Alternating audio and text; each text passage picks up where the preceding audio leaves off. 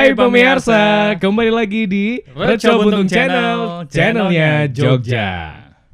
Dan pemirsa tadi sudah dengar cerita saya yang kayak begitulah. Iya. Rumit cuman horor ya.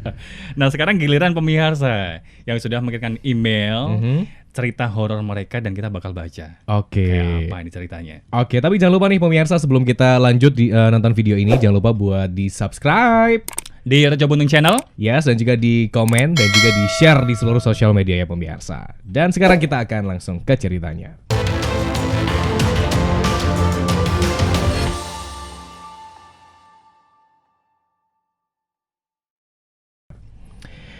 Oh gini, ini dari Tari namanya Kak Ibra. Mbak Tari. Mbak Tari ya. Tari ini adalah salah satu pemirsa Reco Buntung yang mengirimkan ceritanya ini via email.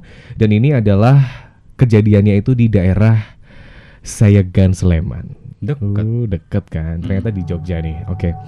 Ceritanya ini adalah tokohnya ini bernama Baharjo Kak. Baharjo. Nah Baharjo ini adalah seorang wanita renta yang tinggal sendirian sebatang kara dan mendapatkan bantuan rumah dari sebuah lembaga. Oke ya. Nah karena rumahnya itu nggak layak pakai, jadinya lembaga itu memutuskan untuk ngebantu si Mbah Harjo ini. Dan memang dari awal posisi rumah dari Mbah Harjo ini tuh terkenal agak sedikit kurang ya horor, kurang pencahayaan, dan biasa kita sebutnya tuh singup gitu ya. Horor, kelihatannya horor gitu pemirsa. Karena posisinya itu adalah dekat sama pemakaman dan banyak banget pohon-pohon bambu itu di sekitar rumahnya si Mbah Harjo ini. Wah horor gue. Horor banget ya, dari dekat makam ada pohon bambu. Bayangin pemirsa. Terus. Nah singkat cerita, pada saat rumah Mbah Harjo ini sudah akan mulai direnovasi gitu ya. Jadi hari pertama pembongkaran rumah dilakukan, ada beberapa tukang yang ngebantu dan punya niat untuk lembur biar kerjaannya itu cepat selesai. Benar. Nah lemburnya itu tuh sampai ngelewati waktu maghrib gitu Kak. Jadi pada saat maghrib mereka masih bekerja gitu ya, maksudnya masih melakukan pekerjaannya. Nah pada saat itu pun mereka mulai mengalami kejadian yang aneh-aneh. Jadi pertama, lampu rumah itu tiba-tiba mati. Jadi listriknya padam di rumah itu, tiba-tiba gelap banget, dan lampu yang mati itu hanya di rumah Mbah Harjo saja. Tangga-tangganya nggak mati ya? Nggak mati, jadi listriknya tetap nyala di rumah-rumah yang lain pemirsa, tapi hanya di rumah yang Mbah Harjo saja. Dan setelah dicek semua kabelnya dan aliran listriknya itu aman, jadi nggak ada yang konslet, nggak ada yang kayak error gitu ya. Jadi mereka juga bingung kenapa kok hanya rumahnya Mbah Harjo aja itu yang mati listriknya. Nah setelah itu si tukang itu masih melanjutkan pekerjaannya pemirsa dan melewati waktu maghrib itu, dan mulailah kejadian horor yang kedua. Si tukang yang lembur itu tiba-tiba salah satu dari mereka ada yang kesurupan atau yang kerasukan.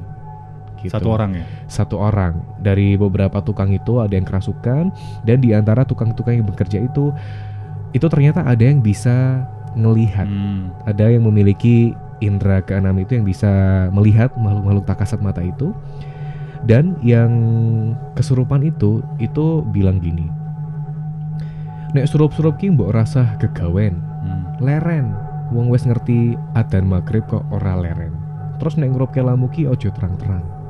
Gitu. Jadi si tukang yang kerasukan itu tadi pemirsa berkata dalam bahasa Jawa, intinya adalah bilang kalau maghrib tuh udah kamu berhenti dulu pekerjaannya, karena ini kan waktu azan, kamu harusnya dengerin azan, dan lampumu itu tuh jangan terang-terang gitu. Jadi bisa ngebayangin ya Kak, karena kan itu lagi proyek renovasi rumah gitu ya, pasti kan si tukang-tukang itu butuh lampu, pencahayaan yang besar untuk menyelesaikan proyeknya itu agar rumahnya juga bener gitu ya. Tapi ternyata malah mereka mendapatkan kejadian lampu listrik mati, terus ada yang kesurupan, dan salah satu tukang yang kesurupan itu bilang seperti itu. Jadi kayak udah diperingatkan bahwa wanti-wanti gitu ya. Yes, kalau misal maghrib itu kamu mending laren dulu gitu. Nah, ada beberapa orang yang percaya dan tidak nih pemirsa dengan apa yang terjadi pada saat renovasi rumah Mbah Harjo di Sayegan, Sleman itu. Jadi ada beberapa yang tetap ngeyel, tukang-tukangnya itu tetap bekerja, dan akhirnya itu juga kesurupan juga. Benar. Akhirnya malah nambah dan menjadi kesurupan massal. Di lokasi, betul. Jadi seluruh tukang itu kesurupan dan juga merembet ke beberapa tetangga dari rumah Mbah Harjo itu.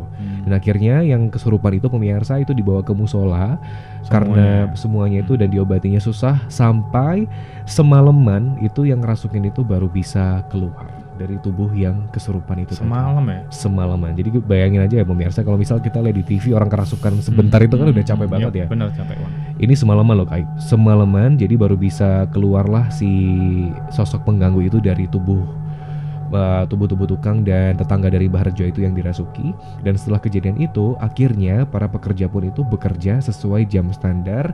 Tidak ada yang mau lembur lagi dan tidak ada yang mau melewati maghrib.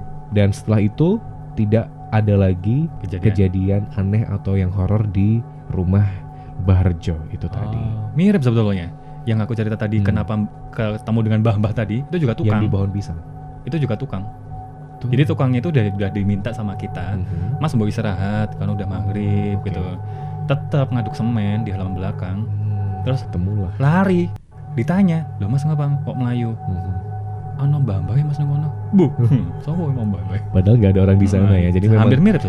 Hampir mirip ternyata sama ceritanya Ibra Maulana nih, pemirsa. Ternyata memang kita di daerah, terutama di daerah Jawa ya, kita masih percaya kalau misal sudah azan maghrib itu lebih baik kita istirahat dulu ya Kak ya.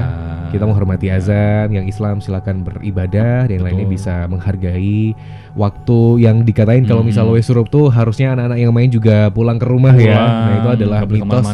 Percaya nggak? Secara kesehatan mungkin ada pengaruhnya, jadi percaya aja. Takut masuk angin ya kalau udah mari masih di luar rumah. Itulah pemirsa cerita dari Tari yang sudah dikirimin via email. Terima kasih Mbak Tari. Terima kasih.